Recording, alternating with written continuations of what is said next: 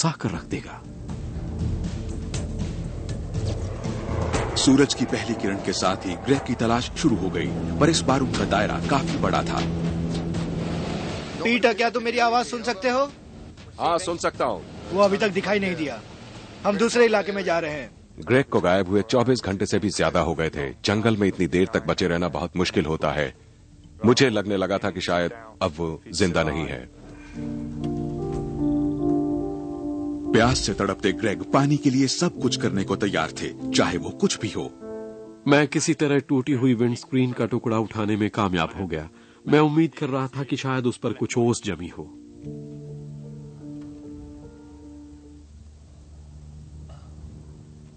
तभी मैंने विमान की आवाज सुनी।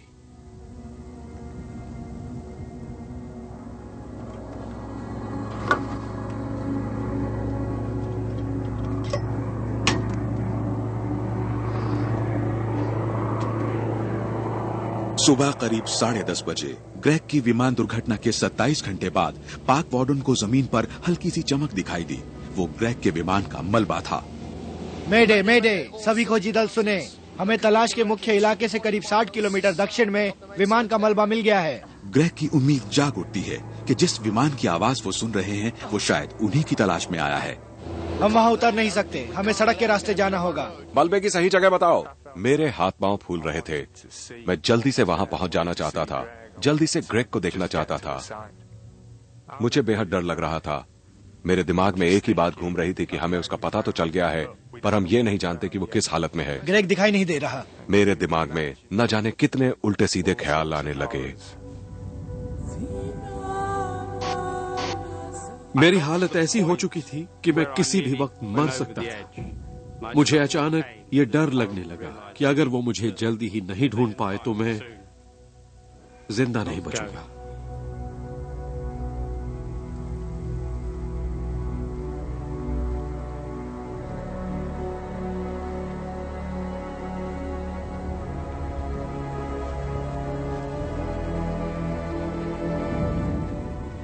तभी मुझे कदमों की आवाजें सुनाई दी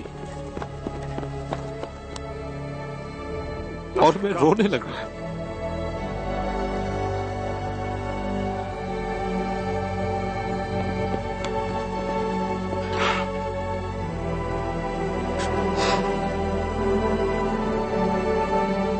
मैं जानता था कदमों की आवाजें किसकी है।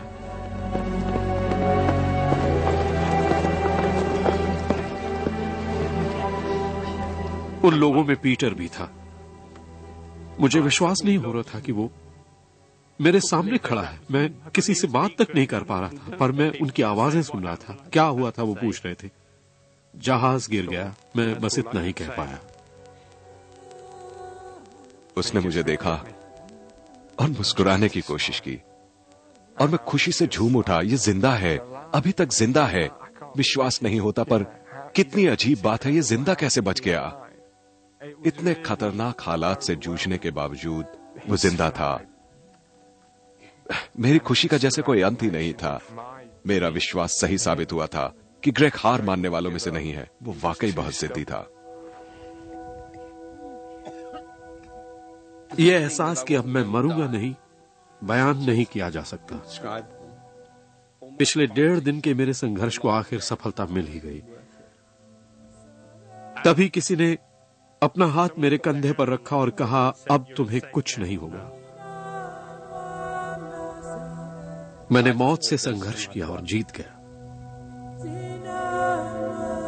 ग्रेग को अपनी टांगें बचाने के लिए दर्जनों ऑपरेशन करवाने पड़े। उनकी टांगें तो बच गईं, पर अब वो 7 सेंटीमीटर छोटी हो चुकी हैं। उन्हें दोबारा से चलना सीखना पड़ रहा है और उन्हें उम्मीद है कि जल्दी ही वो अपने काम पर वापस लौट जाएंगे। तब तक पेंटेड डॉग्स को बचाने की जिम्मेदारी पीटर ब्लिंस्टन पर है।